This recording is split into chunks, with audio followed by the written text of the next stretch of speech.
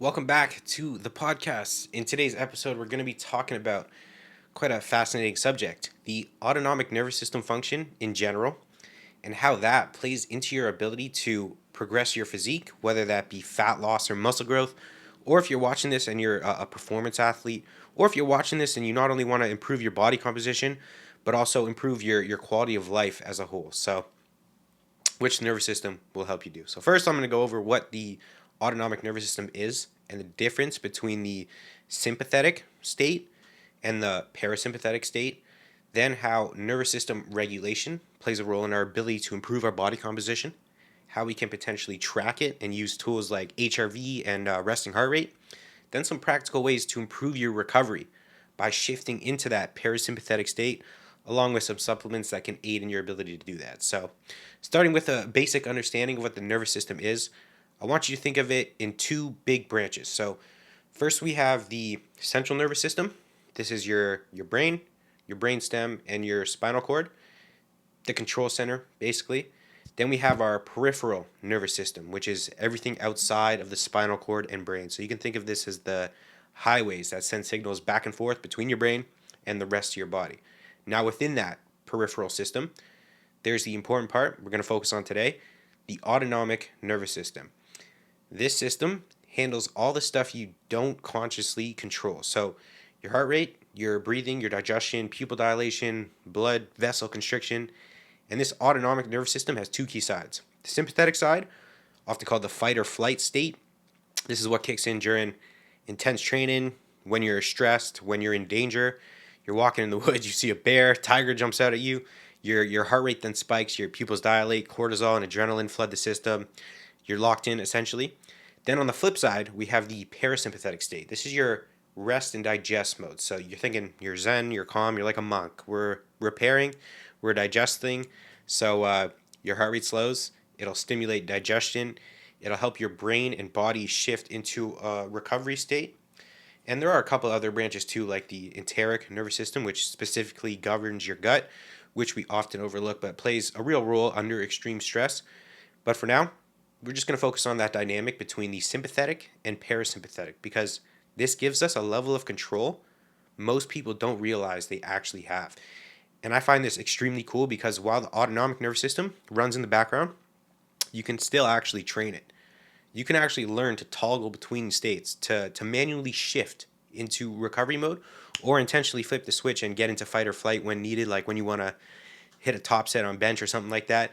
And this ability to shift states intentionally has a direct impact on how your body adapts to training, how well you recover, how efficiently you lose fat, build muscle, and how well you sleep. That's why I want to do a podcast on this because when you understand how to assess and influence your nervous system and have the tools to actively guide your body into the right state at the right time, you basically unlock a huge lever for performance, physique, recovery, all the things we want to achieve. And on the contrary, we want to avoid nervous system dysregulation because when it's off, when stress becomes chronic, when sleep is poor, when we are way too sympathetic dominant, that will become your bottleneck. You're going to hit plateaus, you're going to feel burnt out, you're going to be fatigued, inflamed, your body's going to hold water. You're going to stall if you're in a fat loss phase, you're going to be no longer progressing your training. So if you're currently living in that chronic fight or flight, sympathetic dominant state, cortisol is high, adrenaline's high, you're wired but tired, sleep quality is not so good, digestion and recovery also down. And to be honest, this is a lot of people. So picture this. If this is you right now, you wake up, mind's already racing, check your phone immediately, see something you don't like, you go on social media, something rubs you the wrong way. You're then going to go task to task, then you're going to train hard, then you're going to under recover. And then on top of that, you may have a high caffeine intake and be down in other stimulants as well. And not an ideal state to be in. And I'm not perfect. I've been there as well. I've been waking up already stressed. Rest and heart rate was elevated. HRV was in the gutter. I was definitely getting through my work. I was getting through my training, but my progress was basically stalling. This was at the back end of my fat loss phase where fat loss was far slower. I looked inflamed. I was holding more water. Pumps weren't as good in the gym. I felt flat in the gym. And what I came to realize, and I wish someone had put me onto this sooner, is that recovery can dramatically improve if you actively train it. It is a skill. And when you don't, when you're consistently in that red line, sympathetically driven state, it will absolutely crush your progress, even if you're ticking all the boxes. Even if your macros are nailed, your training is on point, your steps are locked in, cardio, and yet nothing's changing. Or worse, things are going backwards. So you can kind of think of it like running your phone on full brightness. You got Bluetooth on, Wi-Fi, and you got 15 apps open. You're just completely draining the battery without even noticing. And that battery is your nervous system. And the only way to recharge it is by doing things that promote parasympathetic tone. And you can actually train that switch. You can learn to downshift.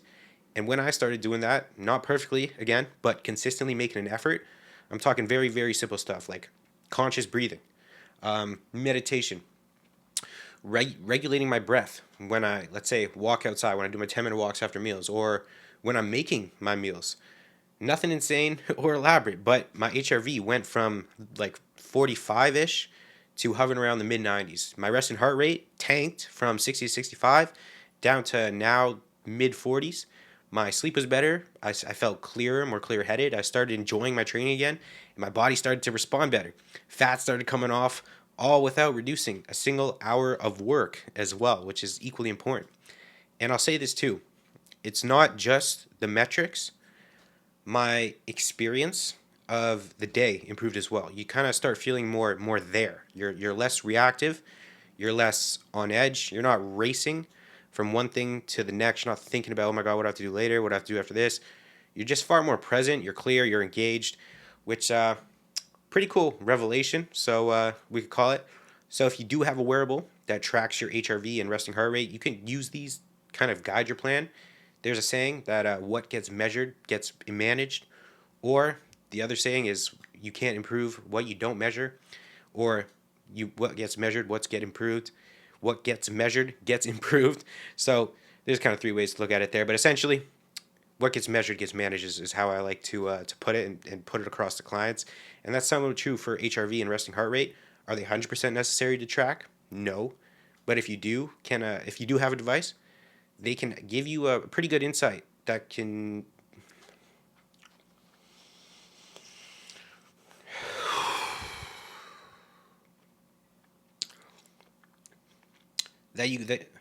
then can take along with the context, like your current training demands, what phase you're in, to make decisions in your plan. So to quickly go over what they measure and how we can use them, HRV, or heart rate variability, is the measure of time variation between your heartbeats. The more variable, the better. So a higher HRV means your system is more adaptable. It means your ability to shift between stress and recovery efficiently, and that's pretty much the goal. Now a lower HRV is the opposite. It means your system's kind of stuck in that wired sympathetic state. So the higher the better. Now resting heart rate is another key marker. If that's climbing, let's say you're waking up and seeing 70 plus BPM instead of your normal 50, that's your body telling you, yeah, we got to pull back here. I'm not recovered, or something's off. You may be getting sick. Now, before you go tweaking your plan because your HRV dropped one day, you got to chill. Don't let a device control your life. I do have a few clients who are more analytical, and they'll message me, Oscar, I'm looking at my HRV this morning. It's in the bin. Should I take a rest day? Absolutely not. We're not letting a device alone dictate our plan. That is not how it works. We're not reacting to single readings either. We're watching for trends across 5 to 7 to 10 days. So what I like to do is establish a person's baseline. So you track your scores for 30 days without making any changes, then run a standard deviation. That'll tell you your normal range, what's a big swing, and what's just nothing. And then you could just ask ChatGPT to do this. You could put your scores in for 30 days, ask it what the standard deviation is. So let's say your average heart rate is 40 and your standard deviation is 20. You'll swing from 20 to 60. And that's still normal for you. But if your deviation is 5 and you drop by 10 points, then it's worth paying attention to in that case. Same goes for resting heart rate. If you're normally 50, let's say, to 55, and suddenly you're waking up at 70, like I said before, that's potentially a sign something's off. Maybe you're under recovered, overreached, or maybe stress is higher than you thought. And what we're really looking for is what shows real nervous system resilience is not just the higher the number for HRV, but stability, less volatility, not bouncing all over the place. That means your nervous system is more robust, you're recovering better, your ability to handle stress better, which is the goal, a nervous system that's adaptable. So track your data, but track it smart. Context as well plays a huge role. Context over numbers, trends over time, is what you want to look for. And if you're going to lean on HRV or resting heart rate, use it as just one piece of feedback, not the be all end all. So now we know the difference between the sympathetic and parasympathetic.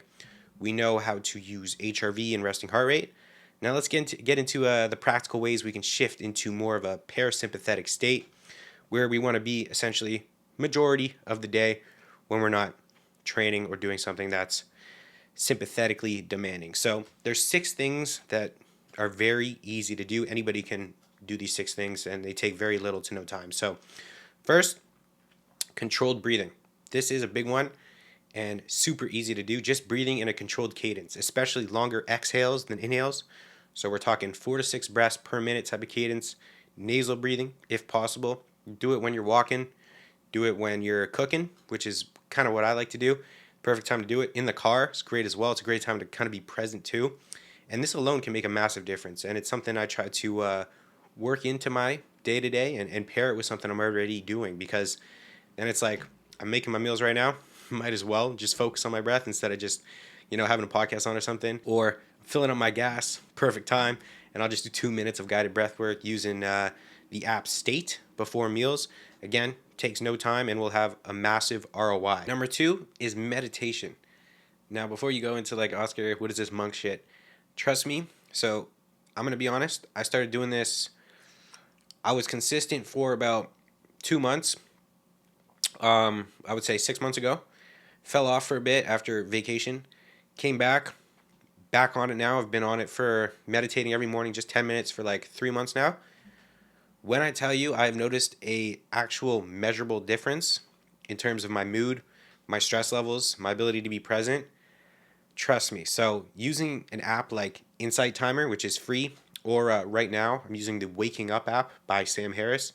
So just 10 minutes a day in the morning of meditation. I pair it with my red light, and the data on meditation is also very real as well. So when practiced consistently, it improves markers like HRV. It will reduce cortisol. It's been shown to improve mood, mental clarity as well. So just a ton of benefits for just 10 minutes in your morning. It also sets your day up honestly awesomely. Like, I can't put it a better way than that. You just far more present, far more relaxed, far less stressed, and overall you get a great mood lift as well, kind of like from the cold plunge I noticed too. So what I'll do, I'll wake up, I'll just run you through my morning routine, might as well. Wake up, cold plunge, get that dopamine boost for like 3 hours after, I believe. Then I'll come in, meditate for 10 minutes with my red light, and read for another 10 minutes. Right now I'm reading The Obstacle is the Way by Ryan Holiday. So when I'm already in that nice calm state from meditating, then I'm digesting what I'm reading from the book Stoicism. Getting, again, another way to bring stress levels down, changing perspective, yada yada. But then I'll tell you, my HRV, I think this plays a role into how I've been able to go from 50s to now consistently mid 90s. Like, I swing probably from 90 to 100, and yeah, that is pretty damn solid for me considering where I was at. So that's number 2, meditation. Number 3 is just simply getting outside and walking in nature. A 20-minute walk in nature without music or your phone, no stimulation, has also good data behind it showing it can significantly lower cortisol and adrenaline, put you in that parasympathetic state. Even watching nature videos has been shown to shift people into a more parasympathetic state. So what I like to do is just after a few meals of the day, just to walk around the block. There's a nice trail near me. I'll leave my phone, and again, super simple, built into my day. Number 4, sauna. And like I said, cold exposure. Sauna, if you can do it, if you have access to one, 2 to 4 times per week for 20 minutes. Has strong data behind it as well, behind improving autonomic balance, increasing that parasympathetic tone afterwards. Now, it is a stressor in itself, so cortisol, you will see an increase in cortisol, but it will help you become more resilient. There's also a ton of health benefits from the sauna as well, and dropping your resting heart rate. Cold exposure, like I said, it'll initially spike that sympathetic activity. Obviously, you go in, you're like shaking, but within 60 minutes post cold exposure, your HRV will actually shoot up. Number 5, journaling. So whether this is gratitude journaling or just getting your thoughts out of your head, you could kind of schedule this as like brain dumping time. You can just, if you have a lot on your mind, it can be really helpful to just get it down on paper. You could do this every morning if you want to. You don't need to write a novel, which is something that I definitely had to learn when I first started journaling. I thought I had to write like a page. you kind of just want to leave wanting more, that kind of thing. But with journaling, so just a couple minutes daily or once a week, even big ROI. I personally don't have a set schedule like when I journal. I just do it if I have a lot on my mind and I just need to get everything down. Boom, I'll just whip out the journal, get it down, feel much better afterwards. Number 6, sleep regularity. One of the biggest levers we can pull on for improving our HRV is simply sleeping at the same time every night.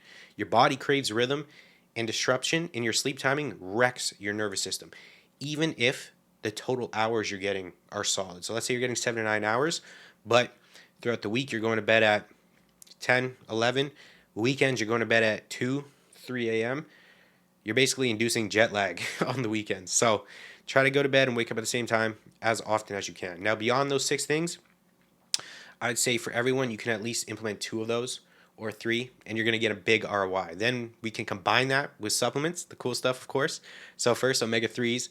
Multiple studies suggest that there is some marginal benefit to HRV and autonomic tone. The effect isn't huge, I will say, but if you're low, especially in DHA and EPA, it could help. Plus, you're getting all the usual anti-inflammatory, cognitive, and cardiovascular benefits. Even resting metabolic rate improvements have been shown with omega-3s. Really, everyone should be supplementing with a high-quality omega-3 product, in my opinion, anyway. Number 2, you've probably heard of it, ashwagandha, specifically KSM-66, as that is the most studied form. Great for managing cortisol and sympathetic tone. Now, the research shows it doesn't directly boost HRV, but it reduces the crash after a stress, like intense training or a big work day. So you kind of think of it as like a layer of resilience, like body armor for your nervous system. And when I'm dieting, cortisol will naturally, when anybody's dying, will naturally dieting, not dying, will naturally be higher. And then I like to combine this with either rhodiola for some additional stress, resilience, or Relora, depending on the day. So number 3, agmatine sulfate, which acts partly as an NMDA receptor antagonist.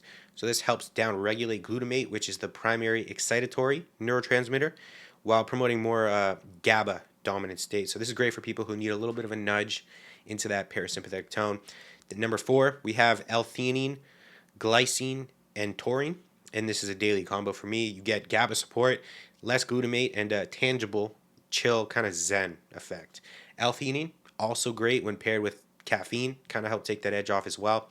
Number 5, we have vitamin D and B12 if you're deficient, because there's evidence showing that low levels of both lead to a low HRV. So not a crazy effect, but very worth addressing, especially if you get your blood work done, you see low vitamin D, and your red blood cells, specifically RDW, MCH, and MCV, can give you an insight into your nutrient status. And I think it's worth mentioning a nutrient-dense diet full of whole foods is a must to complement all of the subs. So that is a wrap on today's podcast. Hope you enjoyed. Hope you can try to implement some of these things. I promise you, your results will improve and experience of life in general will improve as well. If you have any questions, obviously drop them below. And if you want 30 days of free advice, tips that will fast track your ability to build muscle, drop body fat, optimize your health, have more energy day to day, get 2 free training plans, meal plan, your nutrition setup for you, and more to transform your physique, your health, and your performance, click the first link in the description. If you want to support the podcast, you can use any of the codes or stuff I have in the description. And one-to-one coaching as well is down there too. So appreciate you for watching. I'll see you in the next one. Peace.